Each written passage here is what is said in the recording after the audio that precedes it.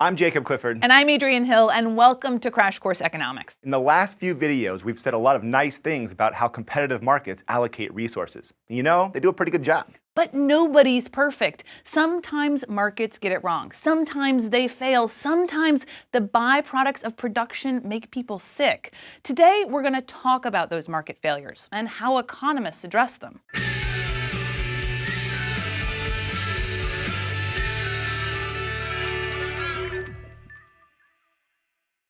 In 2015, a story made the rounds online about a University of Maryland professor and an extra credit question. Select whether you want 2 points or 6 points added onto your final paper grade. But there's a small catch. If more than 10% of the class selects 6 points, then no one gets any points. So what would you do? The question alludes to one of the biggest problems with free markets. Sometimes people have a personal incentive to do something that's against the collective interests of the group. Obviously, everyone wants at least some extra credit, but there's also an incentive to get even more points. In this situation, the professor reported that too many people chose 6 points and no one got extra credit. Let's say that your local government sent a similar proposition to every household in your city. Select whether you want to pay $20 or $100 to fund the local fire department. But there's a small catch. If more than 50% of citizens choose $20, there's not going to be enough money to have a fire department. This is the free rider problem. Free riders are people who benefit without paying. They're not necessarily evil. Let's face it, you probably know someone that's illegally downloaded Game of Thrones, but they're responding to incentives. Why pay more if I can get it for less? If too many people think like this, then we're all worse off, and we're going to end up not getting the things we want, like fire protection or a satisfying ending to Game of Thrones. So how do most cities get around the problem that some people will benefit even if they don't pay? The city doesn't ask for money, they demand money in the form of taxes. The reasoning is that fire protection is so essential that people shouldn't be allowed to opt out. So things that are for our collective well-being, like fire protection, schools, and national defense, are often funded by the government. When markets alone fail to provide enough of these things, that's called market failures. These are often called public goods, but the technical definition of a public good is anything that has two characteristics: non-exclusion and non-rivalry. Non-exclusion is the idea that you can't exclude people that don't pay. For example, it's impossible to limit the benefits of national defense to only people who pay their taxes. People who pay no federal taxes still get the benefit of protection from bombs. And people who pay a lot of federal taxes don't get extra protection. Non-rivalry is the idea that one person's consumption of the good doesn't ruin it for other people. So public parks are a great example. You can use it today, I can use it tomorrow, it can be shared, ideally. If a good or service meets these two criteria, it's unlikely that private firms will produce it, no matter how essential it is. Street lights and organizations that track and prevent the spread of diseases are pretty important, and if the government doesn't step in, we probably won't get them. The incentive to do what's best for you rather than what's best for everyone is the root cause of something economists call the tragedy of the commons. This is the idea that common goods that everyone has access to are often misused and exploited. It explains the cause of most of our environmental problems, like air pollution, deforestation, the killing of endangered species, and overfishing. In many places in the world, there are more fish being pulled out of rivers, lakes, and oceans than there are fish being born. This isn't just bad for the fish, it's bad for the people doing the fishing. As these resources are depleted, fishermen find themselves without a job. So why aren't they conserving, allowing fish to reproduce and generate more fish resources for the future? Well, look at the incentives. If a few environmentally conscious fishermen decide to give the fish time to spawn, then some other fishermen will harvest them instead. If you can't prevent other people from exploiting the resource, then you have an incentive to exploit it yourself and take as much as you can as quickly as you can. But with everyone following that logic, the finite resource gets pillaged. The tragedy of the commons explains why fish stocks get depleted, why the rainforest gets cut down, and why endangered species get hunted for their hides or horns. There's an entire subfield of economics focused on addressing and solving these issues. It's called environmental economics. The problem here is that unregulated markets sometimes don't produce the outcome that society wants. Remember, sometimes markets misallocate resources because they don't have the right price signals. There's no better example of this than what economists call externalities. Externalities are situations when there's external costs or external benefits that accrue to other people or society as a whole. When other people are made worse off, that's called a negative externality. When other people are made better off, that's called a positive externality. Let's go to the thought bubble. Let's look at a TV factory that pollutes a river with toxic chemicals. This is definitely a negative externality. The factory has internal costs. It has to pay its workers, buy raw materials, pay for energy, and it uses those costs to determine how many TVs to produce. But there are also external costs associated with polluting the waterways, like dead fish, contaminated drinking water, and people getting sick. Those external costs are paid by people downstream and are likely to be ignored by the factory owner. The free market assumes that all the costs associated with producing TVs are accounted for within the price of those TVs. But in this case, the market is wrong. The end result is a market failure because the factory is producing too many TVs. As for positive externalities, think of education. More education is great for you. You'll likely generate more income, and it makes you a more interesting person to talk to at parties. But there are also external benefits of your education. Everyone's actually made better off. With more education, you're more likely to be a positive and productive member of society.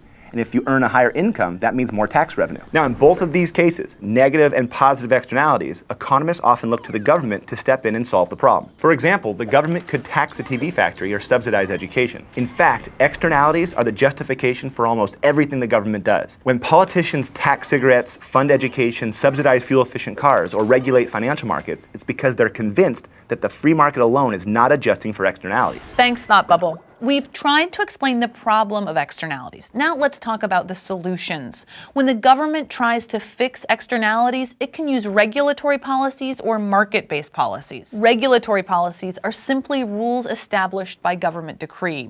Some people complain about regulation. They say the government can't tell me what to do, but let's be honest, it can. The government also spends a ton of time and money telling you what you can't do. Don't drive too fast, don't build a house in Yellowstone, don't kill anybody. It seems like the government probably should regulate some stuff. The question is, how much should they regulate? Even people who adamantly oppose government regulation probably agree that nuclear weapons and nerve gas shouldn't be on the shelves at Target. Let's go back to the TV factory example. To help solve the pollution externality, the government could ban the use of certain types of chemicals, or set a production quota to limit the production of TVs, or regulate what can be dumped in the river.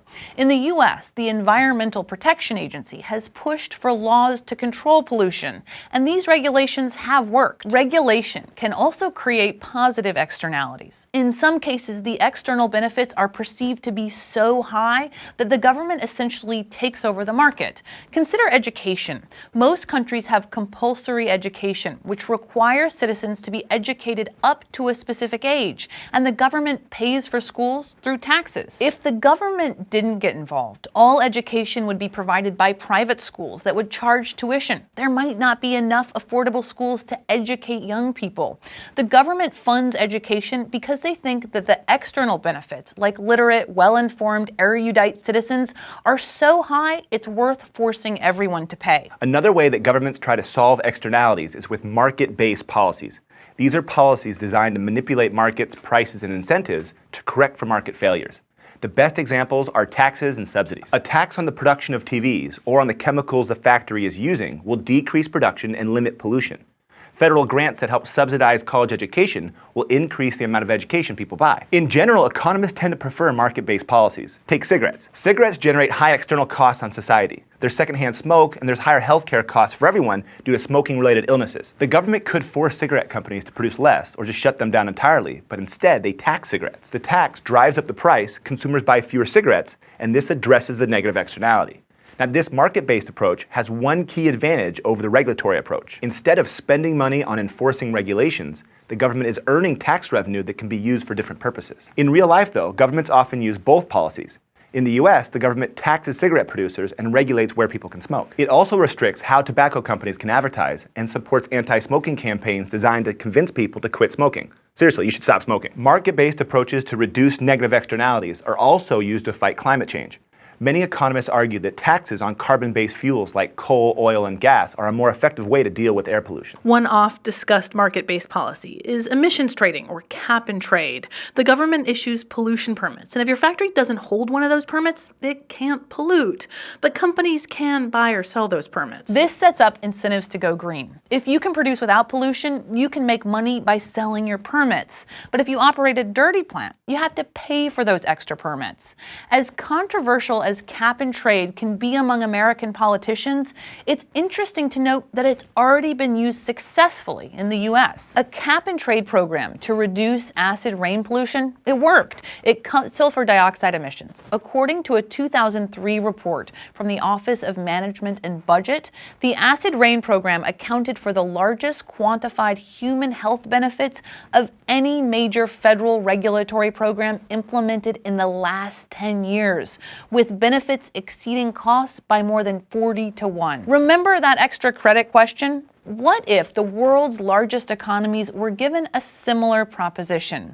Select whether you want to decrease your pollution by 5% or 30%, with a small catch. If more than 50% of countries choose only 5%, then climate change will make Earth unlivable. That simplifies the issue, but it does illustrate why it's so hard to address climate change. Individual countries might work to reduce carbon dioxide emissions, but they can't prevent other countries from polluting. It's the tragedy of the commons. In an unregulated global economy where producers want to make products as cheaply as possible, there's an incentive to ignore the environment to get ahead. Global issues like climate change, human rights abuses, and nuclear proliferation can't be effectively addressed if countries don't work together. But that requires a lot of trust and a lot of commitment. So markets aren't perfect. There are many cases when the government should get involved, and there's even some cases when the government should just take control. The question isn't which is better, free markets or government. The question is how can they work together to make our lives better? Thanks for watching. We'll see you next week. Crash Course Economics is made with the help of all these fine people. You can support Crash Course at Patreon, a voluntary subscription service where your support helps keep Crash Course free for everyone forever, and you get great rewards. Thanks for watching, and DFTBA.